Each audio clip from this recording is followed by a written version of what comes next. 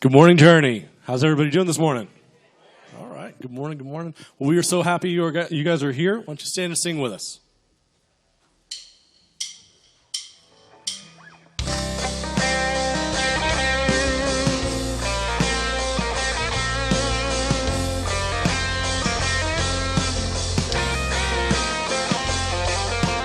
God, I'm on my knees again. God, I'm begging, please again. I need you. Oh, I need you. Walking down these desert roads, water for my thirsty soul. I need you. Oh, I need you. Your forgiveness is like sweet, sweet honey on my lips. It's like the sound of symphonies in my ears. It's like holy water on my skin.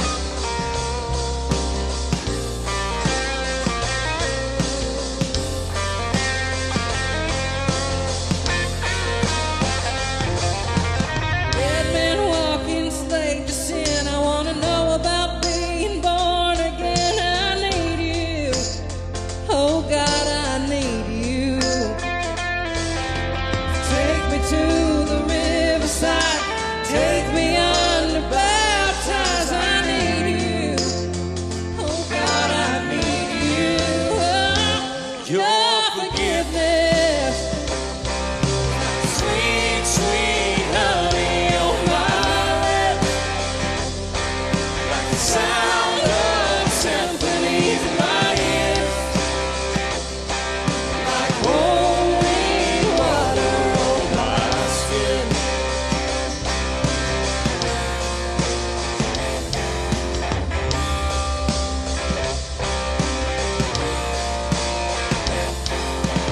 I don't wanna abuse your grace. God, I need it every day. It's the only thing that ever really makes me wanna change. I don't wanna abuse your grace. God, I need it every day. It's the only thing that ever really makes me wanna change. I don't wanna abuse your grace.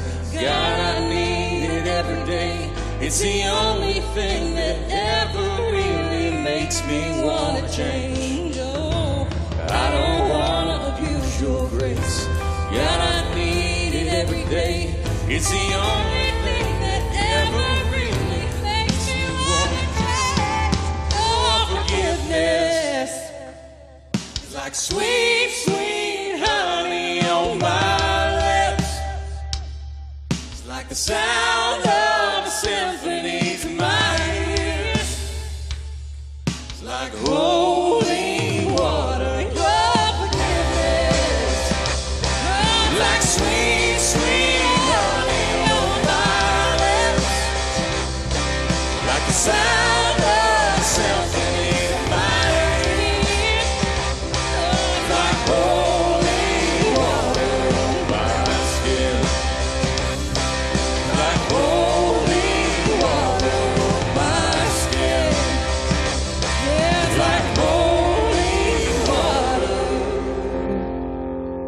All right. Why don't you tell somebody around you good morning and have a seat. Welcome to Journey. We are so glad you're here, whether you're in person or online. We just want to take a few moments and share with you some upcoming events we have going on here.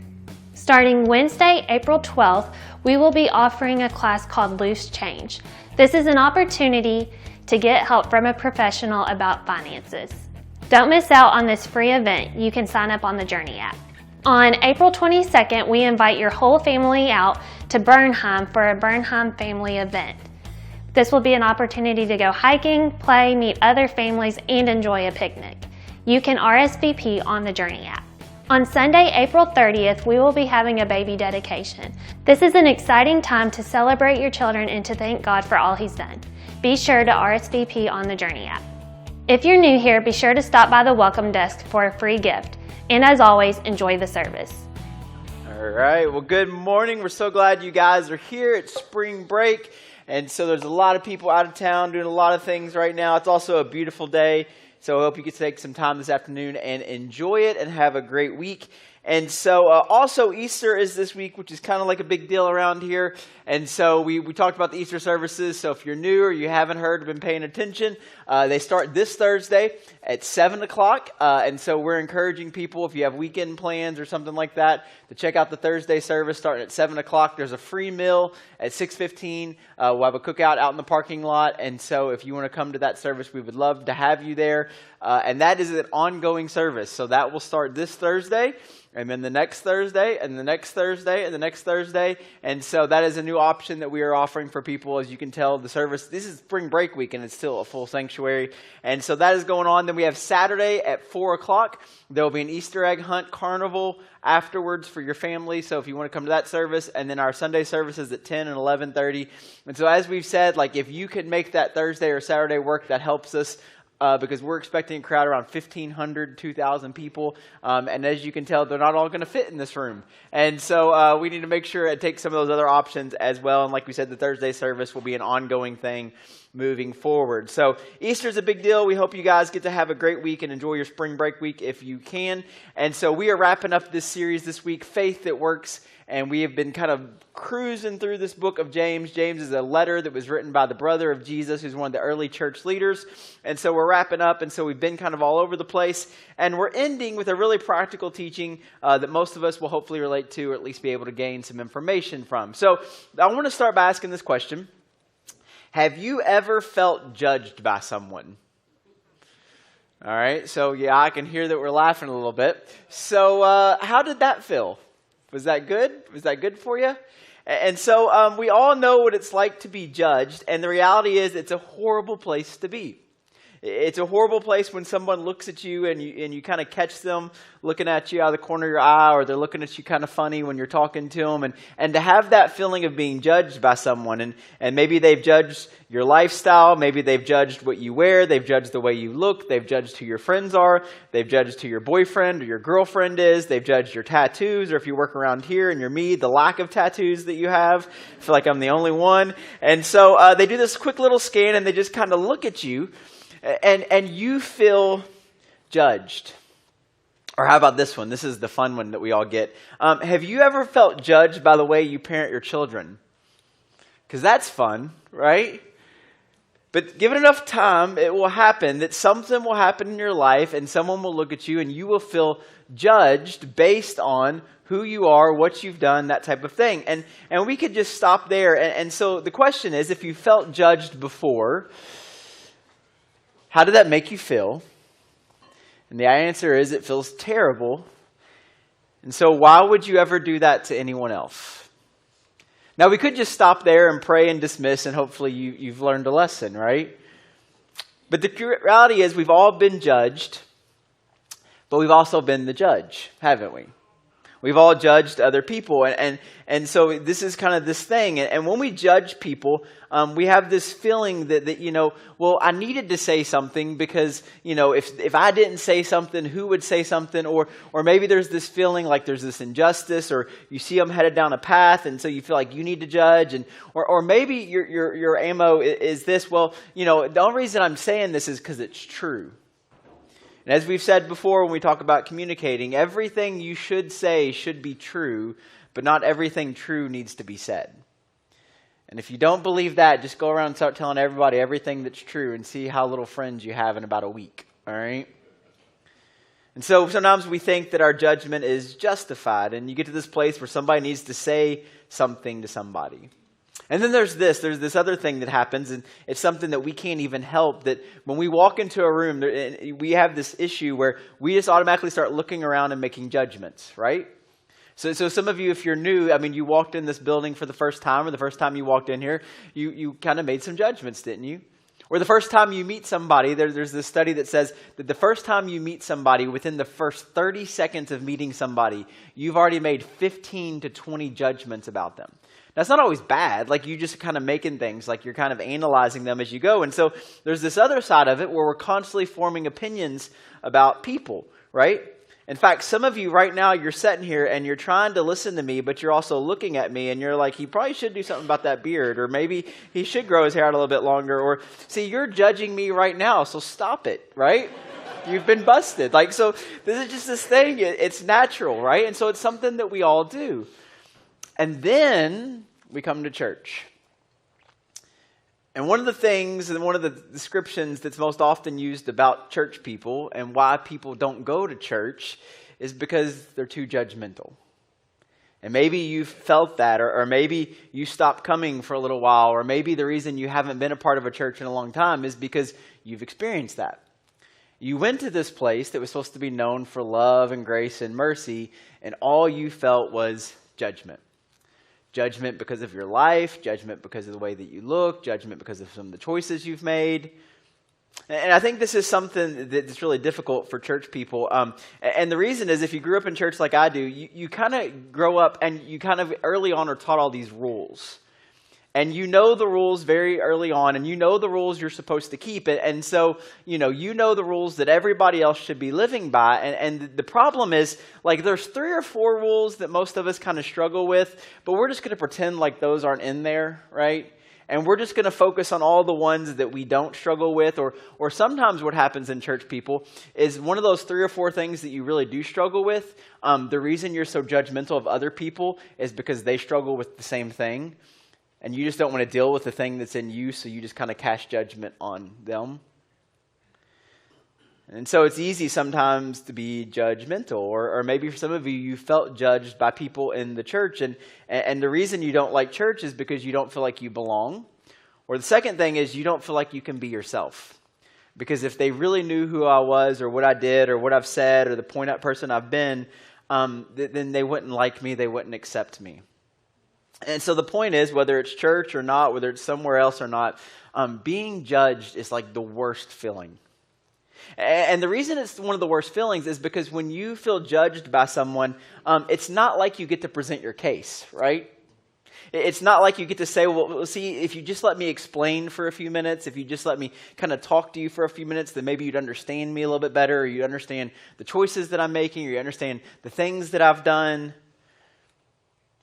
And maybe one of the worst things that's ever happened is when, you have people in your life, and hopefully this hasn't happened to you, where they come to you under this disguise that they're trying to help you, right? And so they kind of get involved, and they say they have your best interest in mind, but then you realize that they don't. And so, like, you've brought them into this situation, and so you start talking to them, you start sharing information, and all of a sudden you realize is that this isn't what you thought it was, and they're trying to judge you. Or here's this nasty little trick in the church sometimes. We find out information about people, and it's something that shouldn't be going on or something they're struggling with. And so we go around and we tell other people about this information. And we say, well, we're doing it so we can all pray for this person, right? No. You're just a jerk, right? And the other thing about being judged is this. When you judge me, or I've been judged by people, you know what? My response has never been, you have made me feel so little and so small, I think I will change. I want to be just like you, right? And so we're all here. And we've all been judged, and we've all probably at times judged other people. So what do we do with it?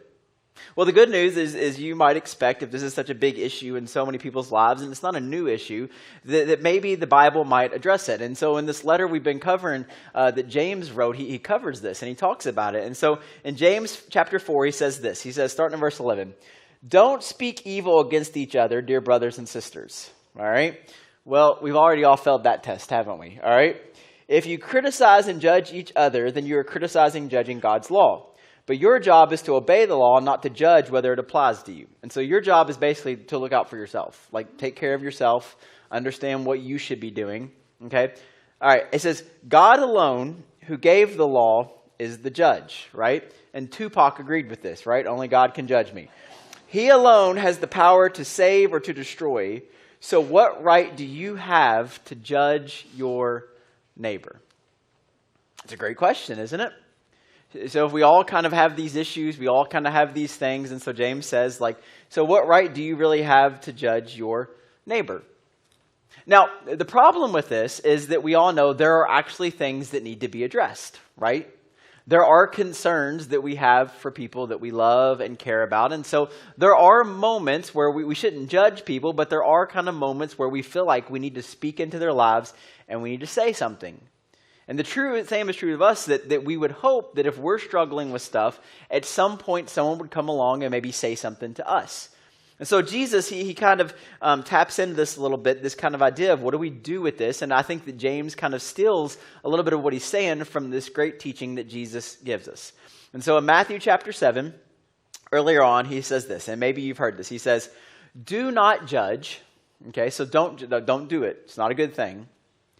Or you too will be judged, right? So there's the statement. Don't judge or you too will be judged. Now, a couple questions that come to mind when I read this statement is, okay, so I know I'm not supposed to judge or you too will be judged. Judged by who? And Jesus doesn't tell us. He just says, like, this is just kind of this thing that, like, realize if you're going to be judgmental of people, that you yourselves are going to be judged. Then Jesus never answers the question by who he's going to be judged. He just kind of says, don't judge or you too will be judged. And so he's just setting up this scenario. And we know this is true because we see this. Often the people that are so judgmental also end up, because of this lifestyle they've created, surround themselves with people that are also judgmental, and so they also get judged, right? And so just kind of know this is the true practical teaching. So then he says in verse 2, for in the same way you judge others, you will be judged. And with the measure you use, it will be measured to you. And so here's what he's saying. If you're going to judge and be this judgmental person, just realize you also are going to be judged. And the same way in which you judge others is also going to be applied with you. To which some of us might sit there and go, but wait, like, hold on a second. Like, they really are messed up. And they really are making bad decisions. And someone really needs to talk to them. And someone needs to tell them that what they're doing is wrong. And you've got 4 thou shalt nots and, you know, all these type of things. And Jesus said, okay, before you get there, just understand if you're going to go into this situation and you're going to be judgmental of this person or that whatever is going on in them, you too will be judged. His point is not that we don't ever form opinions about people or that we shouldn't actually speak into people's lives. His point is that you know, there isn't things that need to be addressed. He's just kind of given this subtle kind of understanding. And he doubles down on this with this golden rule. Remember what the golden rule is? Treat others the way that you want to be treated. And so the same thing applies. That if you're going to judge, just know that it may come back on you in the same way. Which leads to a great question. If we're going to be judged, how do you want to be judged? Because I know exactly how I want you to judge me if you're going to judge me. And here's how I want you to judge me. I want you to take in everything into consideration before you form an opinion about me. Right? Isn't that the true of you? Okay, so I want you to consider how I was raised.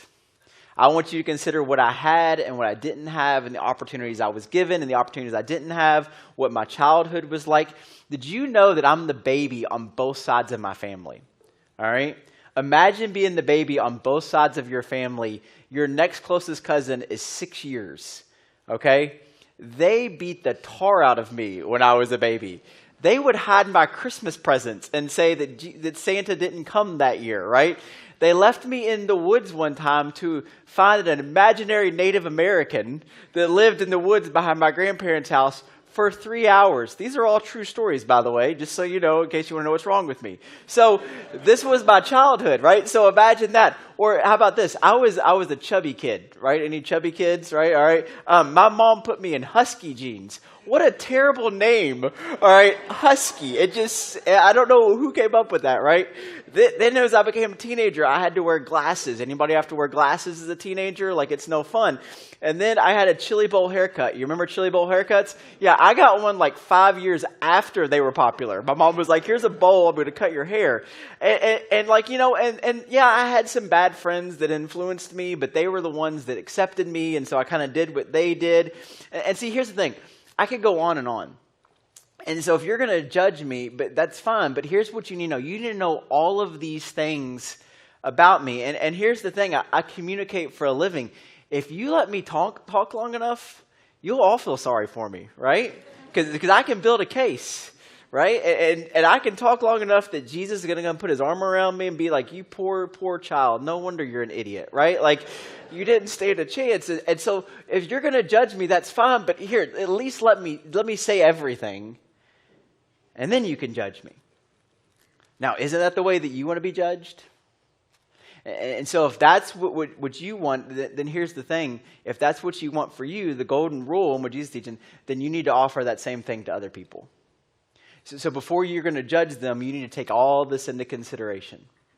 And you need to find out as much as you can about them and the situation and the way that they were raised and all of this stuff. Like, you need to know the whole story before you judge them, because that's what you want, right? So when we get all bent out of shape over what he's doing or she's doing or what's happening in our society or what's happening in our family, just make sure that you take that into consideration and make sure that you realize before you judge somebody, just know it might come back on you. And so you need to judge others the same way. And so Jesus gives us this great illustration. He wants to point this out. He says, I want to be really clear about what's going on here. He says in verse 3, why do you look at the speck of sawdust in your brother's eye and pay no attention to the plank in your own eye, right? So the illustration is like, you got something in your eye. It's like an eyelash or something, and I'm walking around like this, right? And we laugh, but we all know people that do that, don't we? And so the question is, Jesus says, why do you look at the speck of sawdust? Which I think is an interesting question to even start with. Here's one. Before you're even going to judge somebody or even try to help them with their speck of sawdust, here's the question to ask you. Why do you even care? Why do you care? See, yeah, maybe they've got problems because we all got problems. We're all screwed up a little bit. And maybe they've got a sin issue. And see, the Bible's saying like there is something in their eye. Like, it's not that they're innocent. None of us are innocent. So, but why do you even care? Why do you care so much about addressing this in them? What is it that drives you to this point where you feel like you need to address this in this person? Like, and Jesus is so brilliant in even asking that question. It's the subtle way of why do you care? And I was thinking about this in my notes. I was saying, like, before I look at somebody, the first question to ask is, before I say what's wrong with them, the question I need to ask is, what's wrong with me? And what is it in that I see in them that's actually maybe something that's going on in me? And so before you point out it, the first question to ask is why do you even care? Is it because you care so much about them? And that might be true. Or is it because you're so holy that all of a sudden you feel like you've been appointed, you've been knighted by King Jesus to be the police of specks in the eye, right? Or is it because you want to point out the sin in their life, hoping that no one will notice the stuff in your life? Because I think that's where a lot of us fall. And so before you're going to go about kind of dealing with this speck, like he says, just notice, like, there's a plank coming out of your eye. There's a problem there. And it's not a them problem, it's a you problem. And then he says, he doubles down. He says, how can you say to your brother? Right? I mean, so a person that does this, so not only why, but the second of all, if I'm going to walk around like this, first of all, I can't even see. It looks really weird when you do that, just to be honest with you. So how can you even find it in yourself to go after that person when you got a, what is this, a 1x3? You got a 1x3 sticking out of your face. Like, how do you even get off doing that? He says, how can you say to your brother?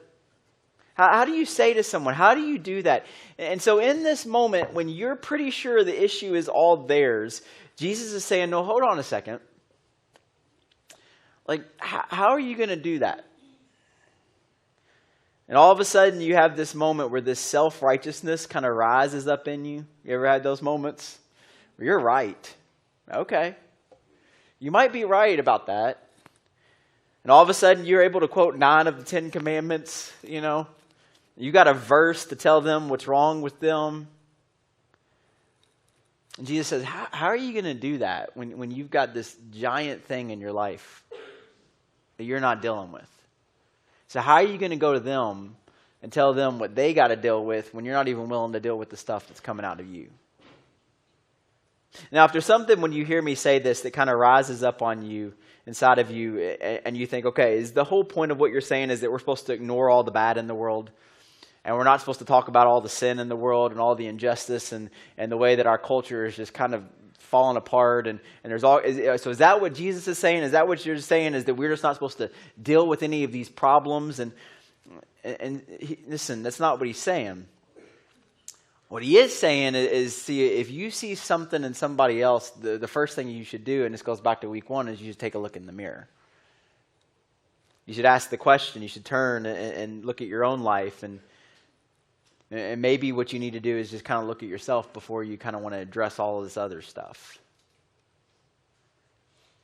And so what Jesus says next is really important. Remember, this is Jesus saying this. He says, you hypocrite, verse 5. First take the plank. I think there's going to be verse 5. All right, if not, I promise it's in the Bible. You hypocrite.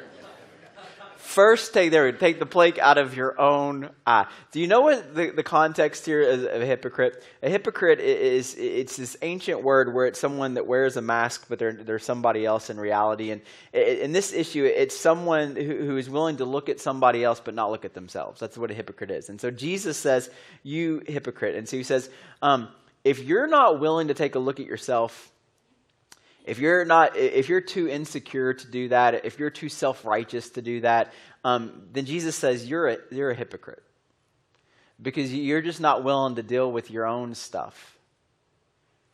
And isn't it true that much of our culture and much of the world has written the church off as hypocrites? People always say, they always say like, well, the reason I don't go to church is because the church is full of hypocrites. And I'm like, perfect, because you're a hypocrite too, so you just fit right in, right? We all are. See, it's not that culture doesn't recognize that they have a speck. And maybe it's not even that the person you're talking to doesn't recognize that they have a speck. But see, they're unwilling to listen because we're not willing to deal with the plank in ours. And we justify our position. God doesn't approve of that type of behavior. And maybe you're right. But because we won't first look in the mirror, we lose any leverage we have with people. Because they look at you and they're like, why would I listen to you? This happens in culture. It happens between fathers and sons. It happens between mothers and daughters, husbands and wives. It happens between friends. It happens in neighborhoods. It happens everywhere. It's this reality that is simply coming at me and telling me about the speck in my eye when I see far worse things in you. I can't listen to you because I realize that you lack the same self-awareness that maybe I have.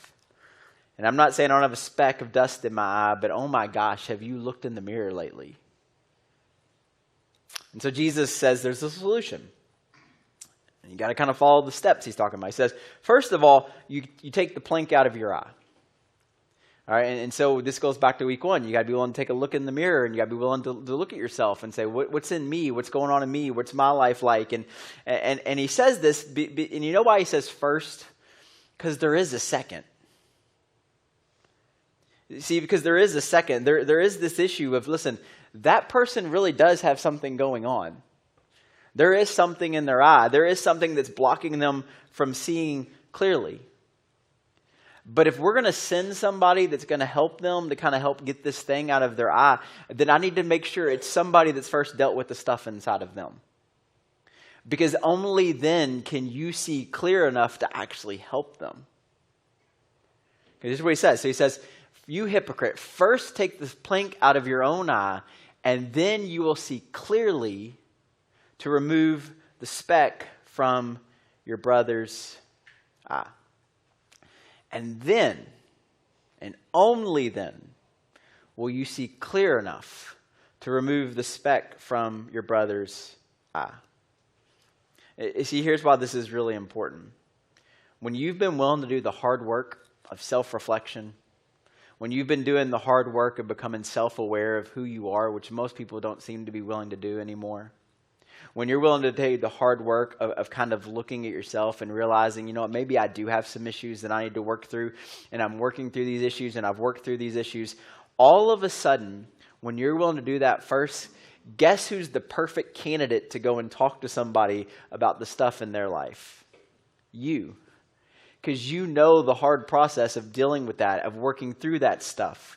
And so all of a sudden, when you take a look in the mirror and you're willing to deal with the own stuff, and how about this, the own sin in your life, now all of a sudden you're the perfect candidate to go and talk to somebody else, to deal with their sawdust in their eye. And so Jesus says, okay, this is like this natural thing that seems to happen in our culture. Like, we're all messed up. We all got issues. We all got problems we deal with. We all got things that we got to deal with. And so listen, yeah, somebody needs to talk to them. Somebody needs to come along and help them. Somebody needs to come along and help get that thing out of their eye, because it's bothersome and it's not helping them see clearly. But before you go, just make sure that whatever you tell them and whatever you're going to say to them, that you're willing to do it yourself. One of the things that I often tell people, and this is true, is that my understanding of Scripture and learning to follow Jesus is I can't ask somebody to do something I'm not willing to do myself. Now, there is another part of this, and there's another crowd that we have to address. And it's the brother with the speck in his eye.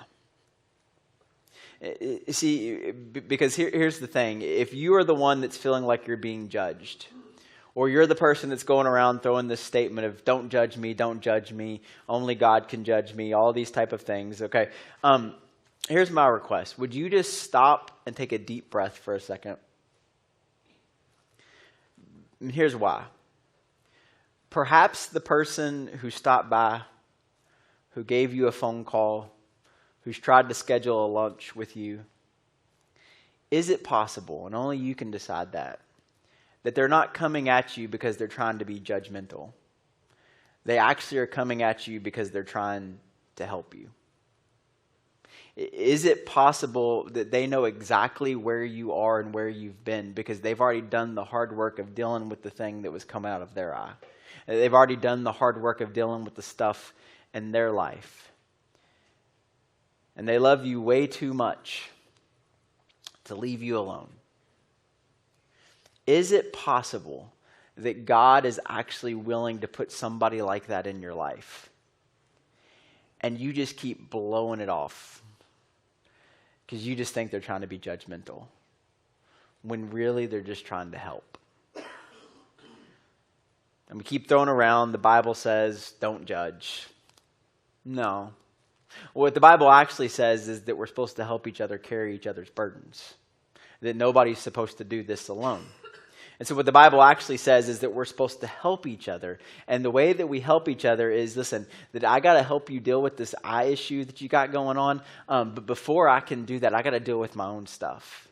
And I got to work through my own stuff. And then because I'm willing to work through my own stuff and deal with my own stuff, then, and when I look in the mirror and I don't see that anymore, now I'm perfectly the person to come along and to help you. And so we do this, and what's the point of all this? Like, why did we just spend 27 minutes talking about this, right? Because there was a key word that Jesus used. He said that you help them so they can see more clearly. And so the question is, well, what do they need to see more clearly? And the answer is pretty simple. It's Jesus. They need to see Jesus more clearly. They need to see Jesus more clearly in the way that they follow him. They need to see more Jesus more clearly in the love that he has for them. They need to see more Jesus more clearly in the fact that the church is not here to judge you or to condemn you. We're just here to help. And so what Jesus says is you got to remove this stuff so you can see God more clearly. You can see Jesus more clearly. And isn't that the whole point of the whole thing? Is so that we can see him clearly, that we can follow him clearly. Because the reality is, when we all see Jesus more clearly, we'll all be better off. And that is a faith that works. Let's pray. Father God, we love you. We thank you. God, I pray that all of us in this room will take these simple words that you give us to heart. And God, we have a PR problem sometimes in the church where we have come off as judgmental and maybe not as a whole, but even individualistically, God, that we've judged people and we've condemned people. And And God, I think that part of the root of that is sometimes we're unwilling to take a look at the hard stuff in our own lives. And so God, you give us this super practical just idea that if we're going to address somebody, if we're going to go to somebody, if we want a faith that actually works, that builds people up, but also helps people, God, if we want a faith that's going to help us and build us up and help us at times, God, we have to be willing to do some of this hard work. And so, God, for some of us, maybe in this room, it's just the realization that we've got stuff in our own life. And God, we've got to deal with some of that stuff. And God, we have to deal with it so that we can be better suited to help other people. So it doesn't come off as judgmental or condemning or any of those things, but it comes off in the way that it's supposed to, which is actually love and care for this person. And so God, help us to kind of deal with some of that stuff. God, also help us to deal with the reality that some of us, God, we just need to be aware of the fact that, yes, all of us in this room, everybody listening to this online or in person, me included, we all have stuff. And we've all got junk in our life. And we've all got stuff at times that's blocking our sight line and helping us from being able to see you and who you are. And so, God, I pray that you send people into our lives that are prepared to help us and to support us. God, I pray that we don't turn away from that and we don't turn those people down. And God, I pray that in this whole process, God, that we find all the grace and the love and the mercy that we need, not only from you, but also the people in our lives. And so, God, help us to be people that care, that want to make a difference, but do it in the right way. God, help us to become people that are more like you. And so we love you and we thank you. In your son's name we pray. Amen. This time we remember the fact that Jesus didn't come to judge or condemn us. He came to save us. And so we celebrate that every single week, and we celebrate it next week with Easter through the taking of communion, where his broken body and shed blood was put on display for all of us. And so all that we ask as we start to worship together is that when you're ready, that you respond accordingly.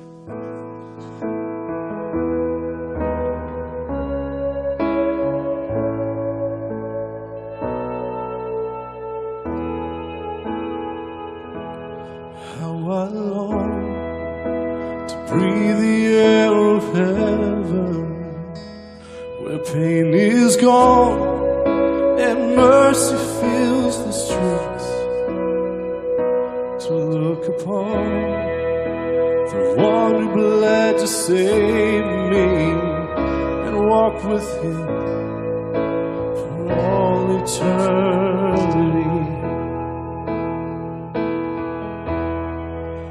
There will be a day when all will bow before him. There will be a day when death will come me no more. Standing face to face with he who died and rose again. Holy, holy is the Lord. And every prayer we prayed in desperation, the songs of faith we sang through doubt and fear, and in the end see that it was worth it when he returns to wipe away our tears. There will be a day when all bow before him. There will be a day when death will be no more. Standing face to face with he who died and rose again. Holy, holy is the Lord. And on that day we join the resurrection, stand beside the heroes of the faith, and with one voice 1,000 generations sing, worthy is the Lamb that was slain. And on that day we join the resurrection, stand beside the heroes heroes of the faith, and with one voice, 1,000 generations sing, worthy is the Lamb who was slain. Forever he shall reign. So let it be today. We shout the hymn of heaven with angels and the saints.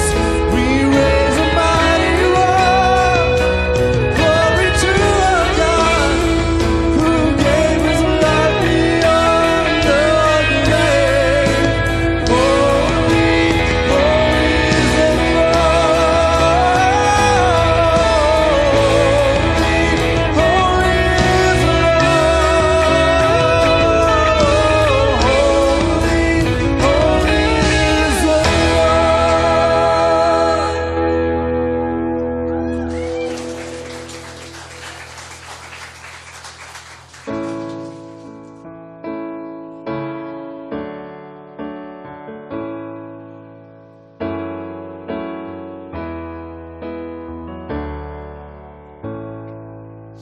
Let the King of my heart be the mountain where I run, the fountain I drink from. Oh, he is my song. Let the King of my heart be the shadow where I hide, the ransom for my life. Oh, he is my song. You are good. You're good. Oh, you are good. You're good. Oh, you are good. You're good. Oh, you are good. You're good. Oh, let the King of my heart be the wind inside my sails, the anchor in my waves. Oh, he is my song. Let the King of my heart be the fire inside my veins, the echo of my days. Oh, he is my song. You are good. You're good. Oh, you are good. You're good. Oh, you are good. You're good. Oh, you are good.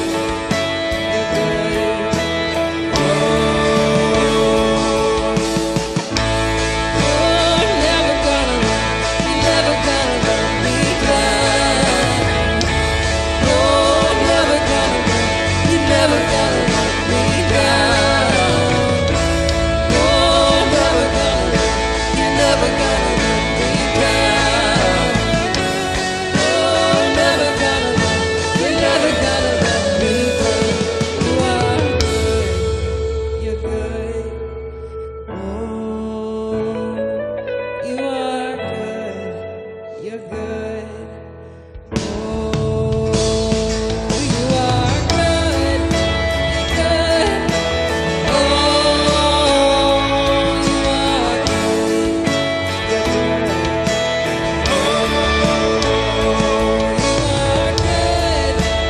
good. Oh, you are good.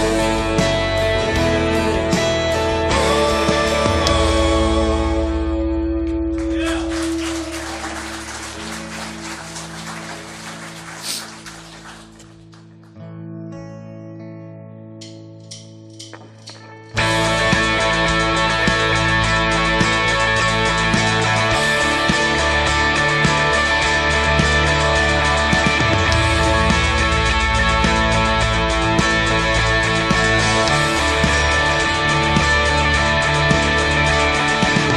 who breaks the power of sin and darkness, whose love is mighty and so much stronger, the King of glory, the King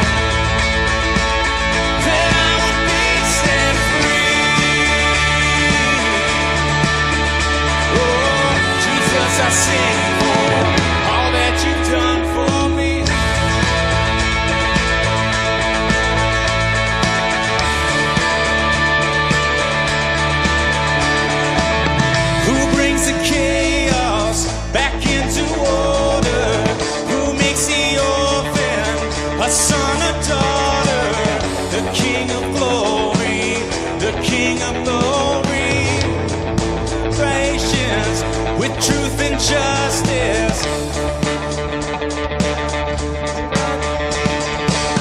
The King of glory, the King of glory. This is amazing grace. This is unfailing love. That you would take my place, that you would bear my cross. You laid down your life so that I'd be set free. Oh, Jesus, I sing for all that you've done for me.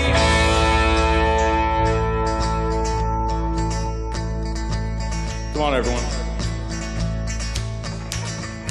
Worthy is the Lamb who's slain.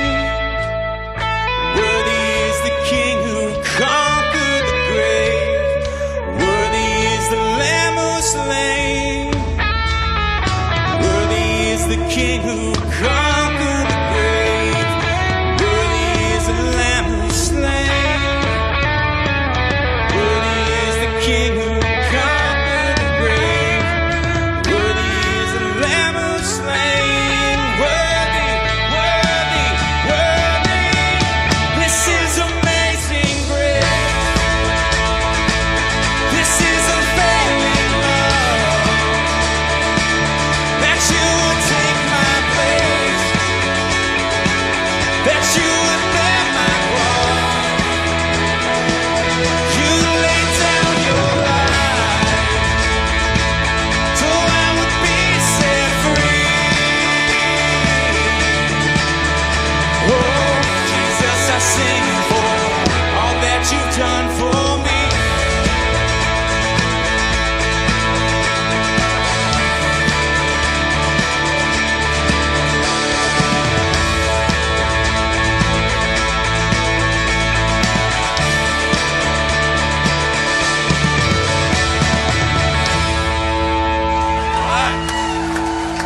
Thank you guys so much. That was awesome. Thank you all for coming. Be safe driving home. We'll see you next week.